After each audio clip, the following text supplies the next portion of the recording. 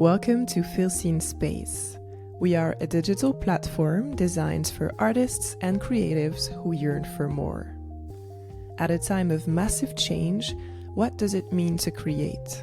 What role does artistic expression serve for the individual and the collective?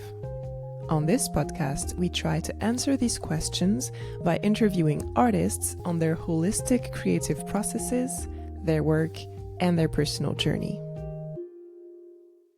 Today, I'm so excited because we have our very first guest and a dear friend of mine, the talented director and cinematographer, Jessica Lee Gagné. And actually, just before we started to record this episode, she found out she's been nominated for 2 Emmy Awards for her work on Severance, one for her beautiful cinematography and one for her directorial debut on episode 7 of season 2. It's been such a pleasure to see her evolve throughout the years, and she brings such a unique vision and emotional eye to storytelling on every single of her projects. You might know her work from Escape at Dannemora, Mrs. America, and of course Severance. But today, we are just so lucky to have her share her experience around creativity and mindfulness and what it means to feel seen in such a pivotal and powerful moment of her career. Welcome to the podcast, Jess. Thank you. I'm so glad to be here. It's an honor. So where are you in the world right now? I'm home. I'm in Montreal, my apartment. What are you up to these days? Well, currently I'm working on developing a lot of things. I'm in that moment where I don't really know what's next, but I'm trying to put my energy in a bunch of different places.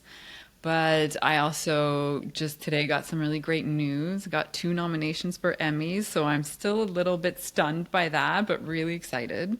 Congrats! That is so huge.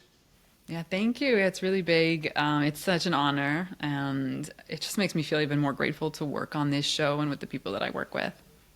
So you've been working on Severance. How many years did you work on that? Since 2019. It's actually the only show I've been working on. I've done a couple commercials here and there, but it's the only show I've been doing. So yeah, I've really been dedicating myself to it. It's amazing that also the industry recognizes the hard work you've been doing and all the dedication because, we're really close friends. We met in Montreal and I feel like I saw you evolve and it's been such a beautiful journey and I'm so proud of you. Yeah, I remember the first time I saw you, I was working as a waitress in a restaurant and you would come have breakfast in this restaurant and then I would go out for drinks at the bar where you worked as a bartender. So it's funny, yeah, we both served each other in different ways before we had these jobs. We go way back. Yeah. We worked together for more than 10 years in Montreal, and I feel you were the one that I felt so connected with. I think we really share the same sensibility and aesthetic, and at Feel Seen, we want to showcase real story, and obviously this is very inspirational also for the younger generation of filmmaker. I'm curious to hear about how did you start, and did you grow up in a creative community or was it something that you really wanted to do by yourself? Well, I definitely didn't grow up in a creative environment. I'm from Quebec City. I'm not saying there's no creative space there, but just in my family, no one was really doing anything in the arts or even had hobbies that were very art driven. My grandfather on my mom's side was maybe the most artistic one. He was into cameras and he had built model planes. He actually was good at drawing, but it was my grandfather and I didn't see him that often. My sister was the creative one growing up. She was the artist in the family. I was more like the sciencey one or the one that was good at math. I was always kind of looking for recognition and validation with grades and being good at school. It's somewhere that it's something that I focused on. And it's interesting now to think about it because it's really affected how I kind of ended up where I am today. you're asking me to describe how I started in the industry, and it's funny because I feel like I'm starting all over currently. So I feel like I had this career that I believed in a lot at the beginning, and then after 15 years of doing it professionally and being really lucky to work on some of the most amazing projects, I kind of hit a wall and realizing that something was really wrong, that I was beside the thing that I actually wanted to do. But it took a lot of work on myself to realize that I was next to the thing and not actually doing the thing.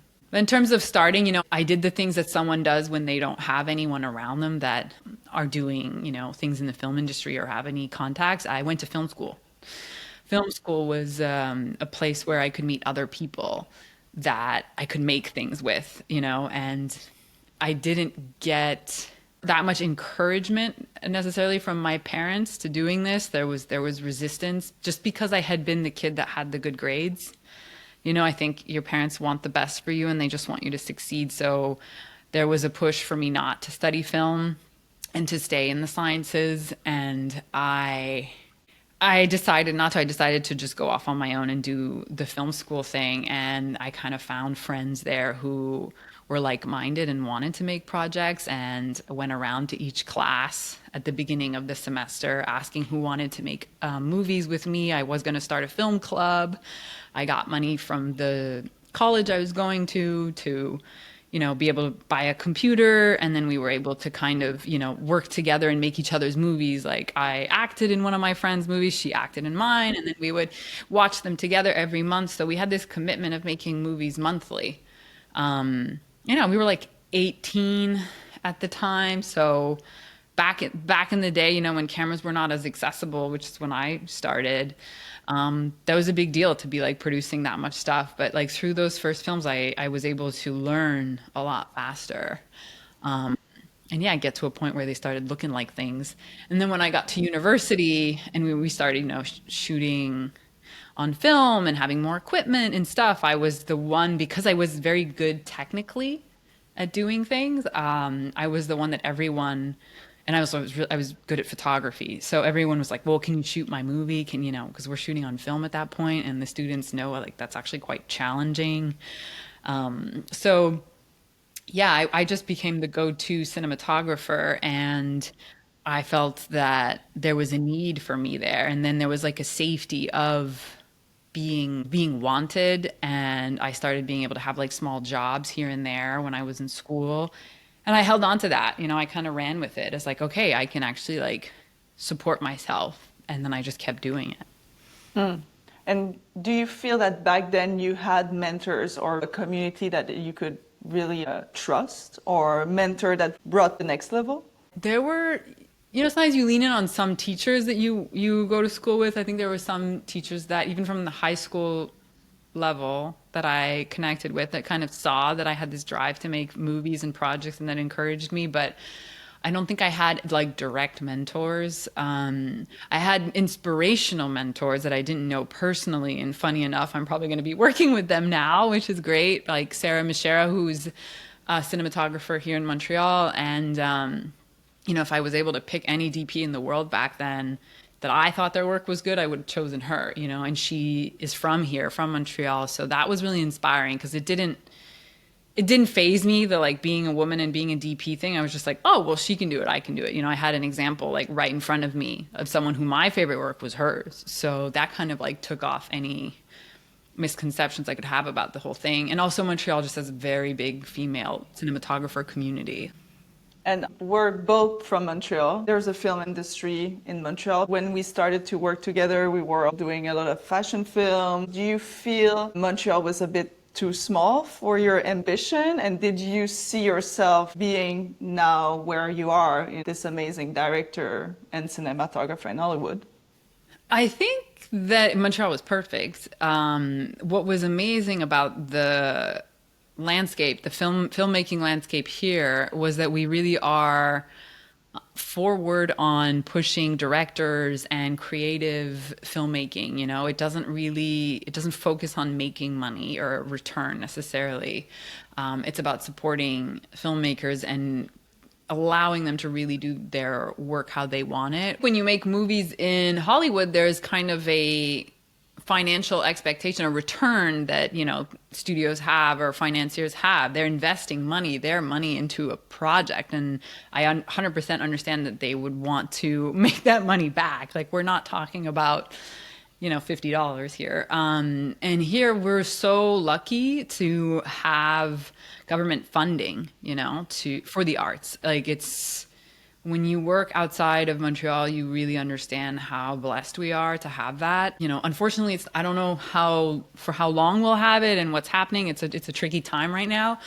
But for me, it's what propelled me in my career, because I was able to work at a certain level here, build a level of expertise and have access to making feature films, which is, it's learning a language. You know, I've really focused on fiction filmmaking more than I did on commercials or music videos. I was very, I don't know that I wasn't good at it. I just never really spent time in those worlds, like serious time. And what I developed was fiction, cinematography, and language. So at one point, you know, you get to making feature films. The more you do it, the better you become at least from a technical perspective. And it gave me a really big portfolio to be able to kind of like spread my wings and go elsewhere with it. Also, you know, these movies where directors get to really make pure versions of what they want to do, end up in festivals. And then in those festivals, you meet other directors, and I got to work in other countries, and then just really started kind of having possibilities and things come at me that I would have never imagined. But I did always feel in my gut that, and it's weird because it's very different than what I was doing, but I had this feeling that I was going to work in the States. There was a knowingness of that within me. I was looking forward to it in a way. But I was very afraid of going there and just being lost in the sea of people. You know, it's such a huge community of filmmaking here compared to Montreal, where you kind of know everyone, you know, and you feel safe that in that kind of space.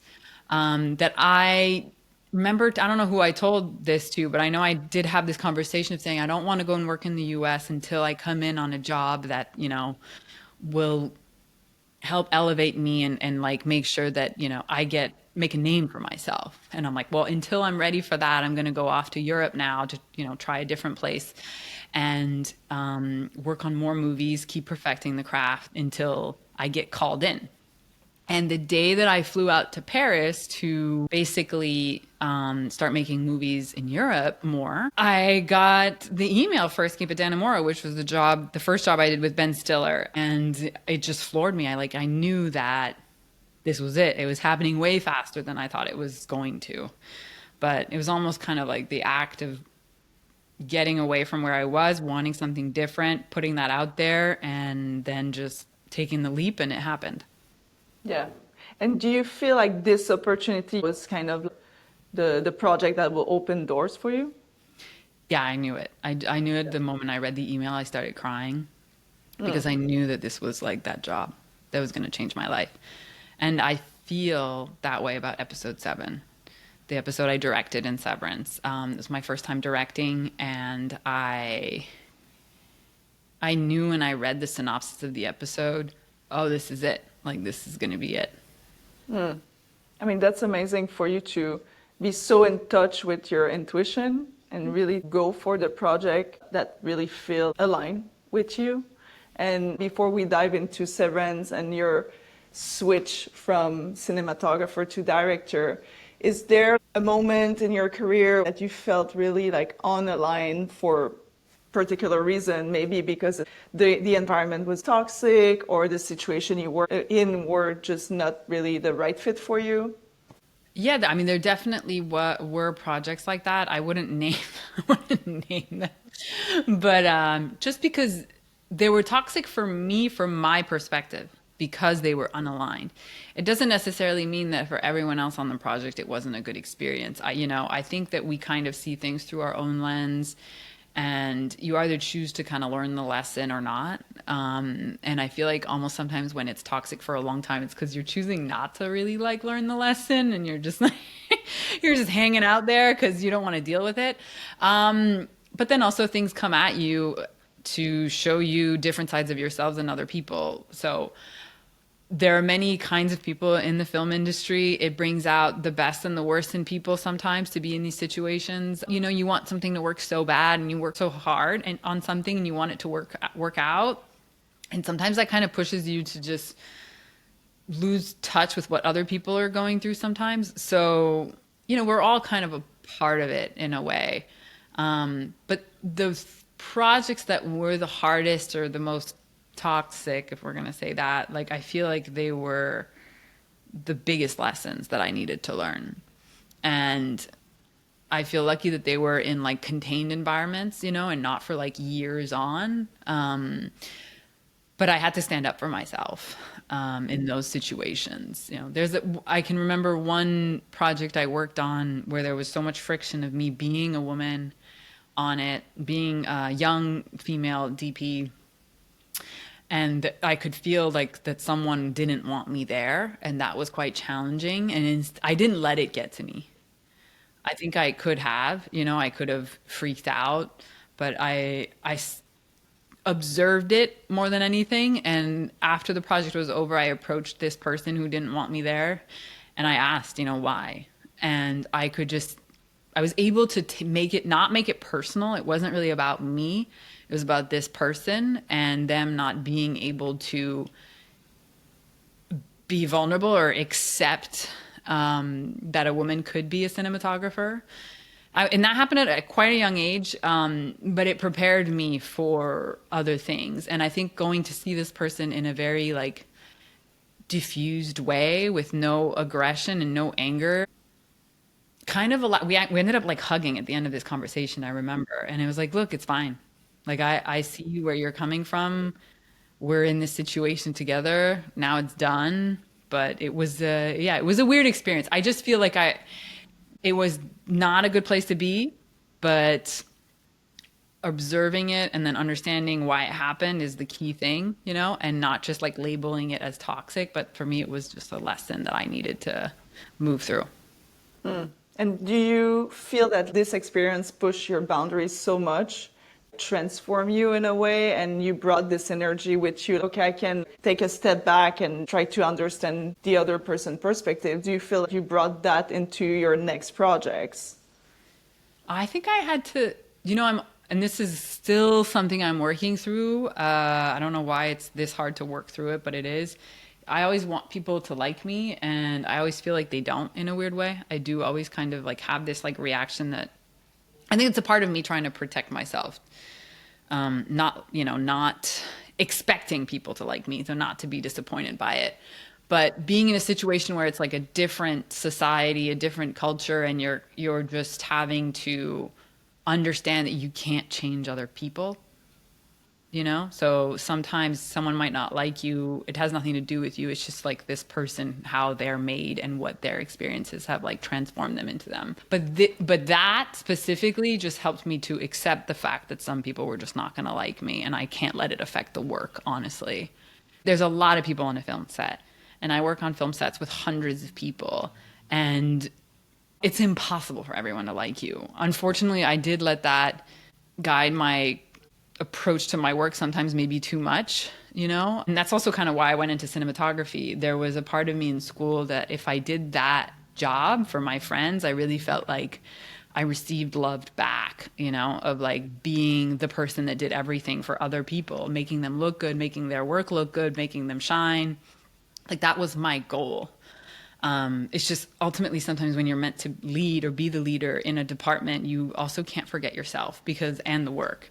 Because there's something about if you are so preoccupied about making everyone's experience good, you forget the work can suffer from it as well, and you can suffer from it as well. Now I just try and treat that differently and accept that some people are just not going to like me, but it's still a struggle.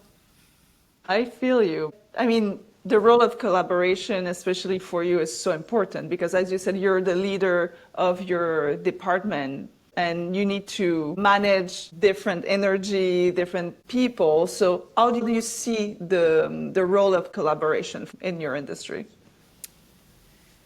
I see it differently now than I did a couple of years ago. I think directing is really where I started and understanding collaboration at another level. I think these movies or these television shows, sometimes they're much bigger than us as individuals.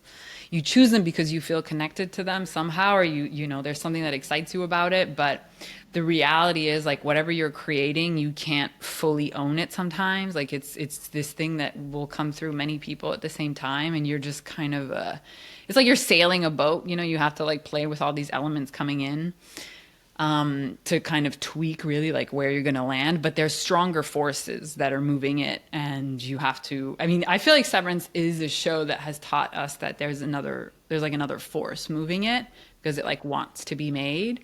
And no matter how hard we try and control it, sometimes it just kind of makes itself. You know, I feel like usually magical work, that's what happens. There's a strong force behind it, and when you're collaborating with people, as a director, you can't come in thinking that you know everything. Like I prep a lot. I mean, as a DP, I've also prepped a lot. I've always come in super, super prepared. I like to have a plan and a way of like moving through the day and getting the shots and making sure we, you know, make our days. It really bothers me when we don't. But then sometimes there's going to be something that'll come through someone, like a note that someone will give or an idea that an operator will bring that like you or the director didn't have. And you have to be able to stop, like be out of that train that you are on that's like moving forward, just so focused on getting the day done, and just take a beat to hear that idea to see if it's more interesting or there's something else that's shifting, you know, like the actors are going somewhere different in the scene now, like this take just opens up a new door.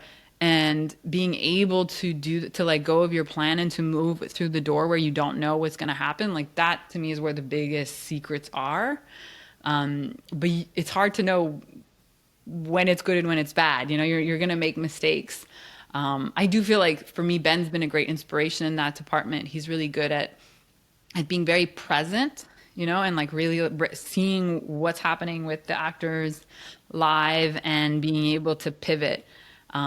For me, that was kind of a learning curve over the past couple of years, of just accepting that it might not be what my plan is. Maybe it's going to be something different, and being more open to that. I was definitely very, very rigid in my filmmaking approach. And then working with him, I think he taught me to like loosen up in that. And I feel like there's something amazing in being able to create like that. And it's letting go of your ego and letting yourself be like driven by something else. It's not like a safe feeling. Mm. And do you feel that with Ben Stiller working hand in hand with him on Severance, you felt like you could be your true self and very authentic with the vision, everything you were expressing to him? Did you feel seen? I did feel seen. I love it. That's the name of your show. Anyways, but I did. I feel like that's why we worked together for so long. There was a part of me that was expressing more than it had in the past, and I think it's due to our similar tastes and both of us liking to approach the material in a similar way and being there to kind of like support each other. I think that's what's been the most amazing thing about it. And then him also seeing me as a director before I did. So I feel like he saw that. He saw like the potential, and that door became open at one point. I hesitated to walk through it, but then I was like, okay, we're doing this. And the whole time, yeah, there was a lot of support there. So sometimes others see you before you see yourself, and it can help. I think when it becomes so obvious, then you just really have to go for it, because I think I was very ready at that point to do it.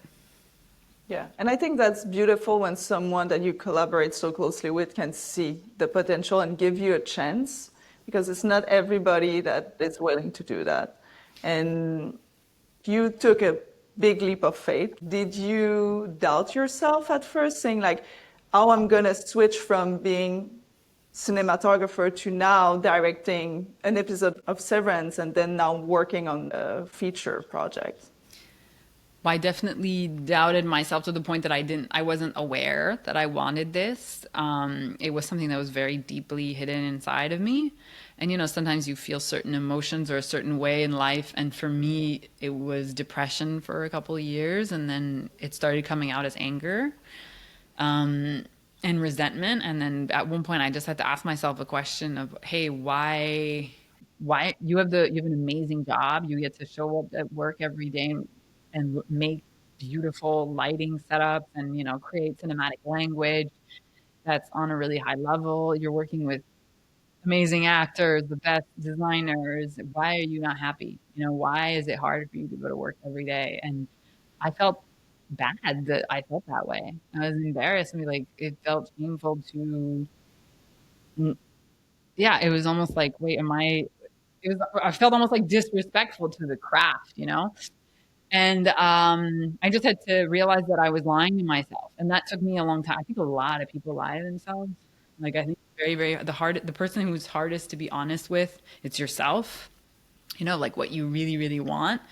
And when I figured it out that this was what I really wanted, it all made sense. And I was able to let go of a lot of that anger that was inside of me. But then now I really don't know what's going to happen. Like I'm at this point where I'm investing in this career that's non-existent, like I have one episode of television, but now, and I want to make all of these other projects. And if I want them to happen, I do have to stop the cinematography train. Like, I don't think I could keep working as a cinematographer and make the projects that I'm trying to make, because I am writing some of my own work. I am trying to make a feature right now, and all of these things take so much energy. And they feel like they're the things I want to make currently. So I need to stop that. Like I couldn't cruise on that train and do it slowly. Like for me, it was like a big break, in that. So I'm redirecting it, but I am grateful that I've had a career that's allowed me to, put money aside and be able to invest in myself. Like I think there was a part of me that knew this was going to happen one day, and subconsciously was putting some money aside so that I could stop and work on these new things. But I have no idea what I'm going to do next. Like I'm trying to make a movie, but I have no idea. Do you ever lose track on your creative projects? Maybe you're a professional artist or creative, but what used to be your passion now feels uninspiring. Or maybe you decided to pursue a safer career path, but you just know you have that artistic side of you that's dying to come out. At Feels in Space, our mission is to get you back in touch with your creativity, your flow, and your purpose. If you're ready to feel seen, we offer one-on-one holistic mentoring sessions designed to reconnect you to your inner artist. You'll find all the information at the link in the show notes. We hope to see you soon. So I was curious about how do you balance a career like yours in terms of a daily schedule, because it seems like working in the movie industries is very all in or all out, because you're either like in a work tunnel or then you're off for a long amount of time. So how do you balance this weird rhythm of yours? Unfortunately, I have not found that balance. It's something I'm constantly trying to do, constantly checking in with myself to try and make it happen. But I long for the day where I have amazing balance. Every time I go on a shoot, everything kind of goes out the door. Like I stop working out, stop eating well. Like it's just not easy. And you have to kind of create boundaries with your own self about like what you're willing to do and what you're not willing to do. But it's a work in progress. I'm hoping that every time I start a new project, I'm going to be better at it. But for me, it's been, I start a project, I get completely lost in it. I forget everything. I haven't been the best at communicating with friends and people. And what's interesting is I think it's like weaved out the people that are not really essential in my life, and I've kept like the strongest friendships and the people who understand me and how I am with my work. But then once the job's over, I know a lot of people in the film industry will relate to this. There's a depressive state that kicks in. You're like in withdrawal of this. Like a baby blues? Yeah, there's like it's an addiction, working on a film set. You're addicted to this like high of like being on all the time, and then it stops and everything goes away. And it takes me weeks, and sometimes depending on how long the project can be like months also, of like coming back into society. Like for example, now I'm not working and I'm writing. I mean, which is work, but like I'm not on a set. And I can manage, going and doing sports and taking time for myself. It's just chaos though, because I have to find that time structure again because I've completely lost it. I went from working 14 hours a day where every single minute of my day is planned and is like has an intention of where to go. So when this stops, it's almost like I'm paralyzed for weeks and then I have to get back into it and I have to like pull myself out of bed. I have not found the magic touch. But I try to go hard when I'm not working of like getting back into shape, trying to meditate again or have like a practice, whatever. It's shifting right now. I'm trying to figure out what my next more mystical practice will be. But yeah, I just take it as time to explore and to like find myself again because I evolve with every project. So yeah, it sounds like your goal in terms of wellness, so to speak, when you're on set is just honoring your basic bodily functions like eating, sleeping, like that's just a challenge. But Yeah. then when you do get out of it and you quote unquote don't work, it feels like you still have a lot going on. I mean, I know you're always reading scripts or writing one or meeting people. Like, how does one keep in touch with the industry in between projects? I never tried to keep in touch with the industry before. Mm. I would, but there are things I do though that are really for me and not as like a cinematographer or a filmmaker, any of that. Like I'll go on a trip somewhere, Mm. or I'll leave for a month and just be solo somewhere.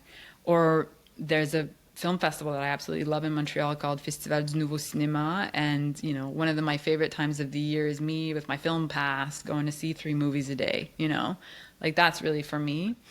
So I'll do those kinds of activities, but yeah, I do need the team now. I didn't need it as much as a cinematographer, but now going into directing, there is something really beautiful about having people behind you who have your back and who are looking out for you. I'm a beginner.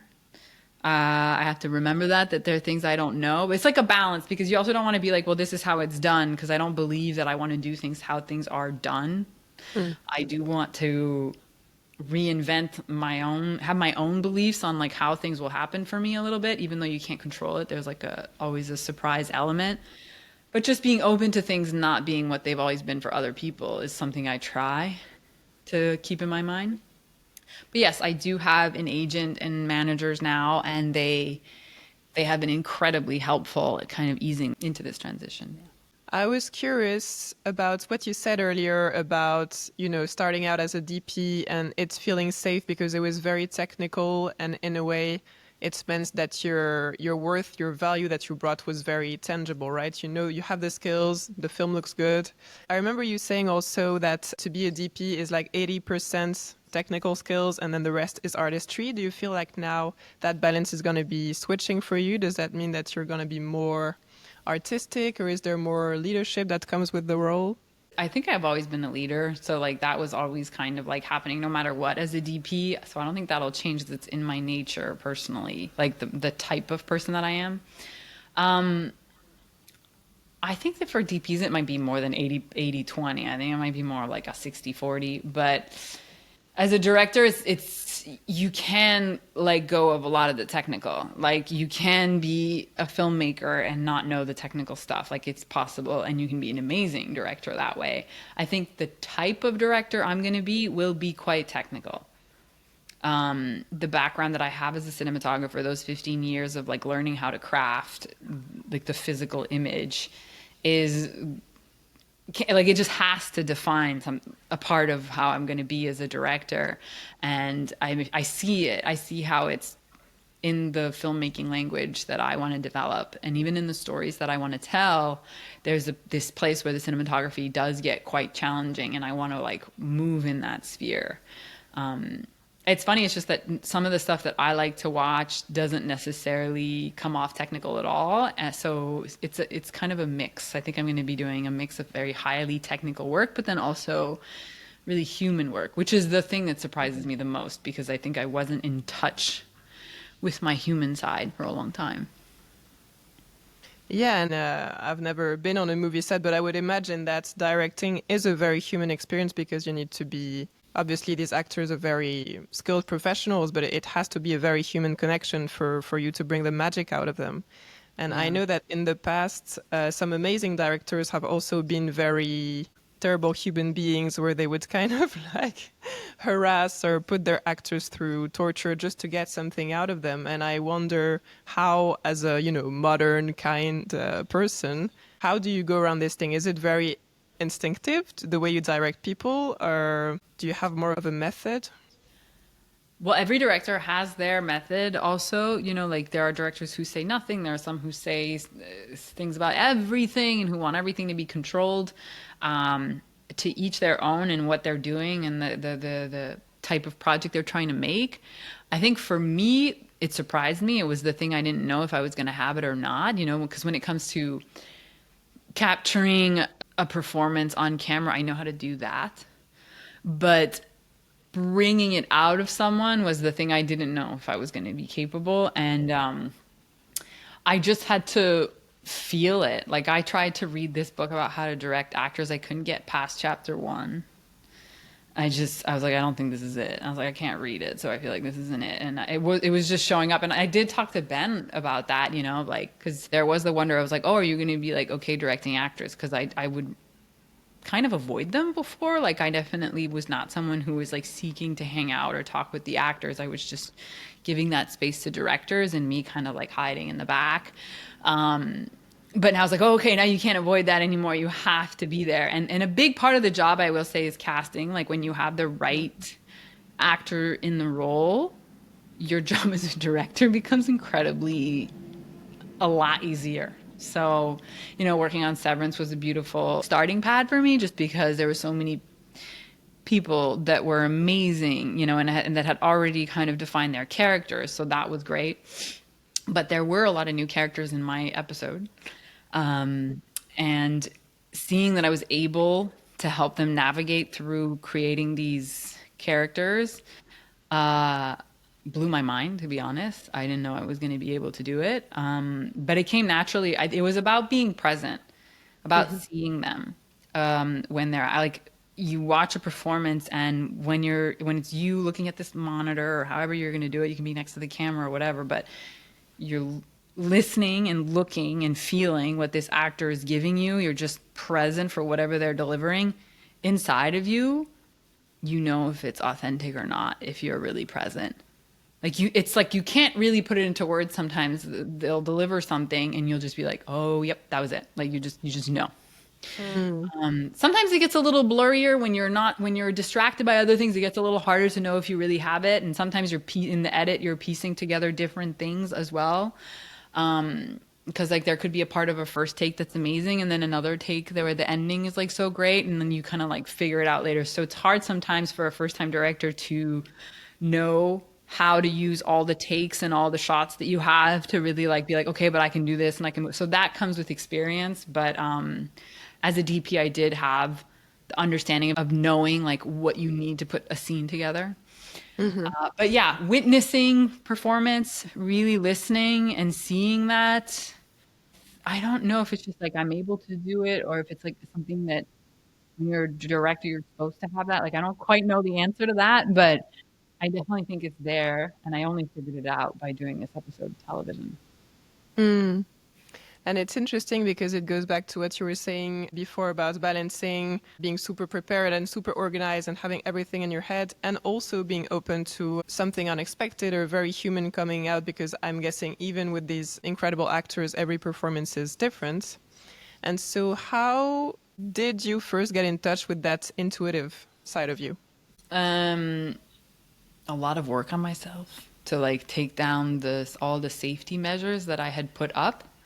I think I was very focused on being successful, having a result, being safe, getting somewhere, getting the job done.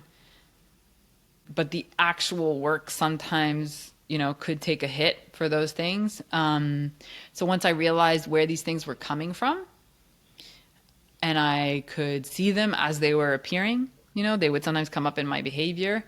Like that observation allows me to put it aside and move through it. You know, for example, someone gives me a tip or an idea, and I sometimes will hear my ego come in and say, no, no, no, I know what I'm doing. We're not doing that. And I can cut that idea off, but then realize later that that was the right idea. It was just coming from someone else and not mine. So that the ego self in you comes in as this defense mechanism. So one thing that I tend to do now, and I'm working with a producer friend of mine, Katie Pruitt. She's a very dear friend and she knows me very deeply. But, you know, even on this new project that we're embarking on together, I told her, sometimes I'm going to react in a very like no or like hard way. You know me, you know that that's my ego in that moment. Let me digest the thing, even if I say no, and the next day I might change my mind. And she knows that. So like sometimes she'll propose something and she knows it's going to be something I don't want to hear because it's not how I had thought it was going to go. But she's not afraid to bring it up because she knows that the person that's sometimes is like coming out right at her might not be. It's just like that defense version of me that comes out. So I try to tell people around me or encourage them to bring forth ideas or to say what they're thinking. And I did that like early on as a DP with technicians that I worked with. And sometimes like it would get in my head that I was a young female DP and that if some technician refused what I was saying, that they were just, you know, it was my own thing. It wasn't their thing. Like I would think it before them. Oh, it's because I'm a young female DP that they don't respect me or whatever. But they were just suggesting another way of doing something, and I was so set on doing things my way that sometimes that would even limit me being able to like receive certain ideas or things. Obviously, sometimes it's the opposite because I've definitely dealt with like the opposite also, but getting into that, harnessing that, it's something I really try and work through. And it's still there, but like when you know it's there and you know you're working with it, then your ego, then I think you can really like achieve and open up, like do different things. And yeah, I feel like it's the more experience and confidence you get in yourself and your work and your worth, the more you allow yourself to not be perfect and not think that at the first mistake you're going to get kicked out of the project. And I think that's the problem with, again, like young female workers in any area where they're not the most represented, is that you feel this scarcity because you're like, I can't make a mistake because I'm a woman, and at the first sign of weakness, it's just going to confirm. But yeah, it's beautiful to be open with your coworkers and to welcome new ideas and welcome your own mistakes. I think when you can accept your vulnerabilities or know where you have certain reflexes like that and you can out them, it completely changes the experience and it completely changes how people receive you because they'll understand that, oh, this person, yes, she might be my boss, but she's also has her things that she's dealing with and that she has to navigate. And it's like, it's no longer about that person. If they bring something to you and you react in like a meh way or whatever it is, they won't take it personal necessarily because you know it's not about them. And it's like it's not also, it's like it's not about me. It's just we have all these like human reflexes built in. Yeah, absolutely. And it feels also that when one person acknowledges their own ego, it's like everyone's ego kind of deflates and you can be more honest and vulnerable with each other. I was also curious about how you interact outside of projects with other art forms. I'm guessing you watch a lot of movies on the daily, but how do you stay inspired in between projects? Traveling is really big. Yeah, just being in beautiful spaces is something I'm really sensitive to. That doesn't mean doesn't mean necessarily like luxury, but it is, you know, I do love a nice hotel room, but I don't know, just places that inspire beauty.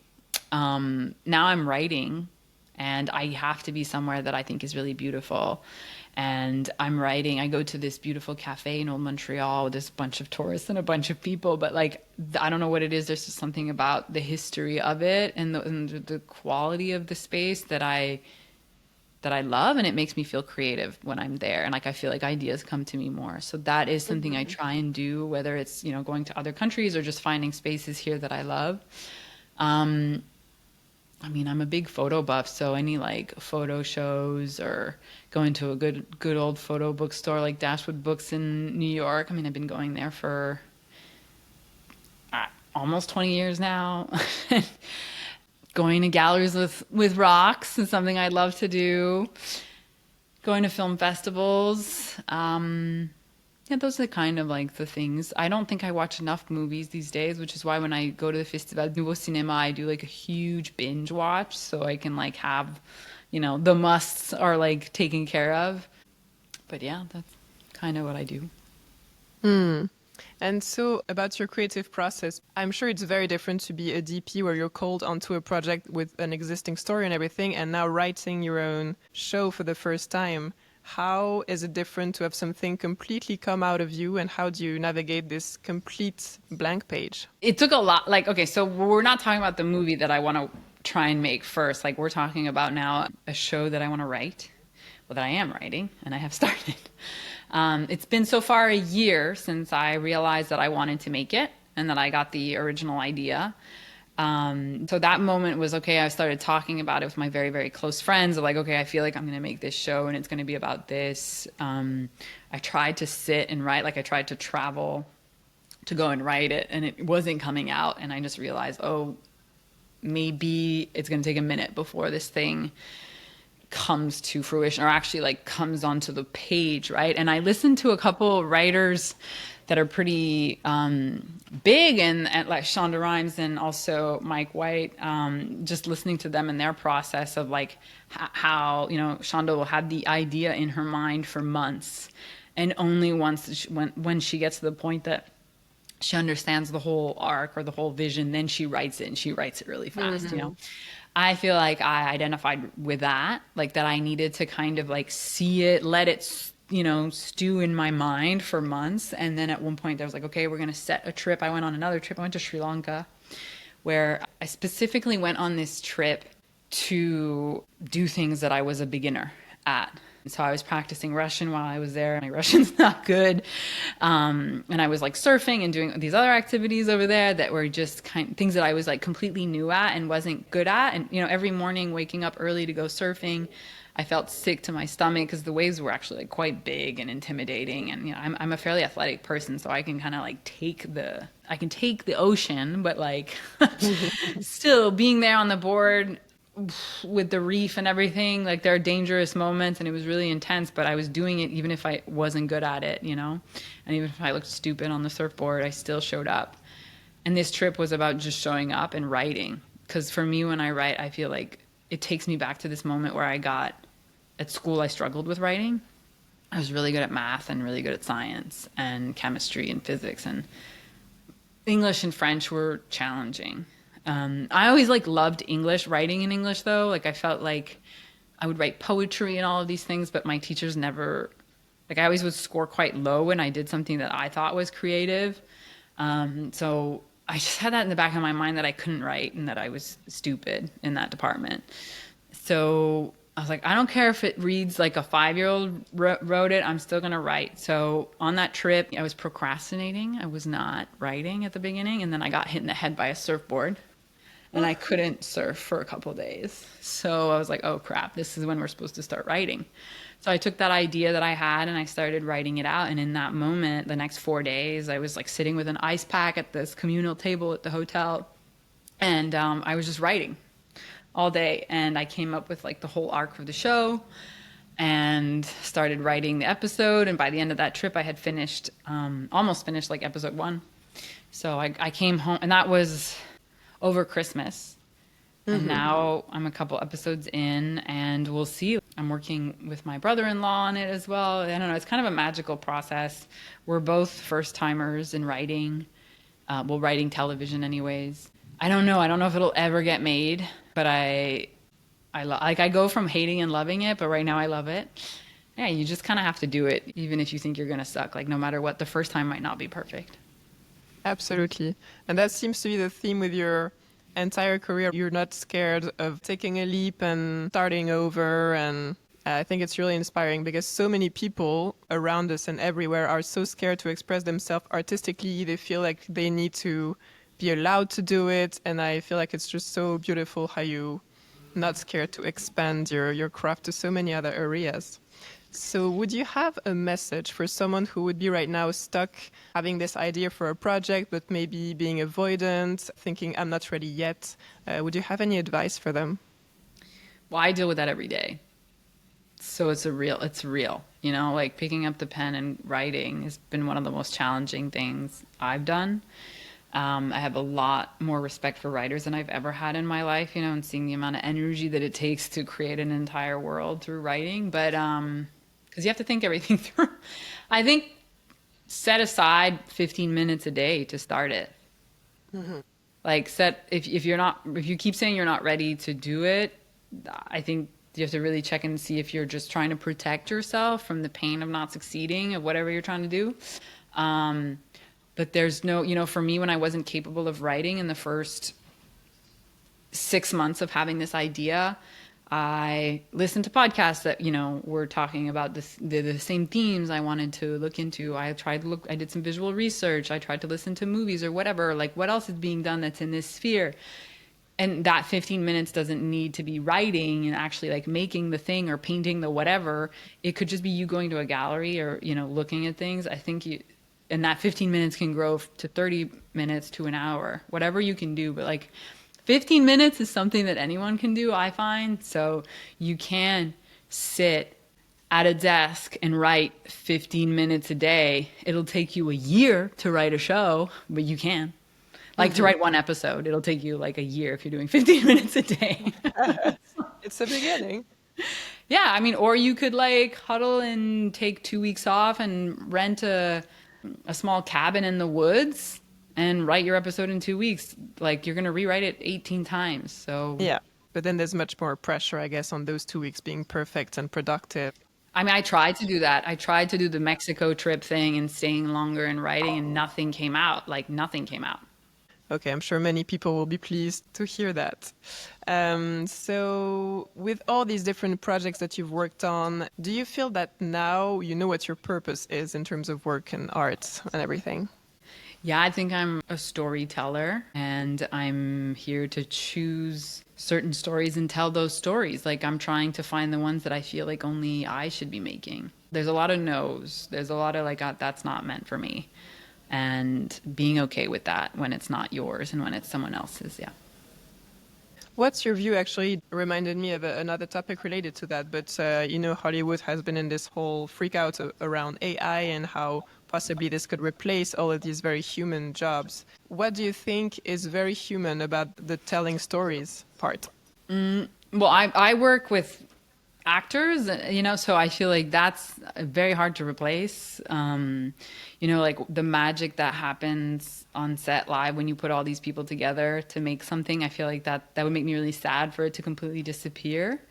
We'll have to test it and see what happens. Like, I mean, AI is here, it's not going anywhere. So I kind of am curious to work with it, work against it, just see what it's doing.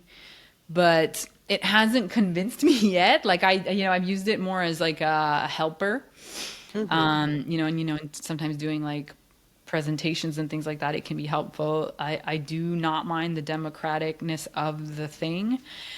I think it just needs to be tested, and then like time will tell, to be honest, like what people really. Yeah. And then in terms of like, if we zoom even further out on the purpose of art, what do you think the purpose of telling stories, creating beauty, how does that serve humanity, do you think? I think cinema is one of the most connective forms of art. I think that it's this universal language where people can see themselves within other people. And sometimes we're not able to move through certain emotions or certain things that are stuck inside of us. But when we see them up on a screen, we're able to open up that part of us and feel something, you know? Like I've had moments where when I remember walking out of After Sun, I was at the Angelica Film Center in New York, and I was walking up the steps. There's these like super long steps to get back, to get outside, and I just like burst into tears and just started crying. And I felt empathy for the father in that movie. And, you know, it made me think of certain things with my father, and that kind of connected something I don't think I would have ever put two and two together for like my father and I, or his way of how he was and whatever. And I think that movies allow you to do that in a very safe way. So true. Well, thank you so much, Jessica, for this very inspiring talk. Thank you guys for having me. That's it for today's episode. We thank our guests for their trust, and we thank you for being a part of our community. If you like this episode and want to support our work, consider ranking our podcast on Apple or Spotify. And if you know someone who could benefit from this conversation, please share our work with them to help them spread the dream of a conscious, creative community. Talk soon.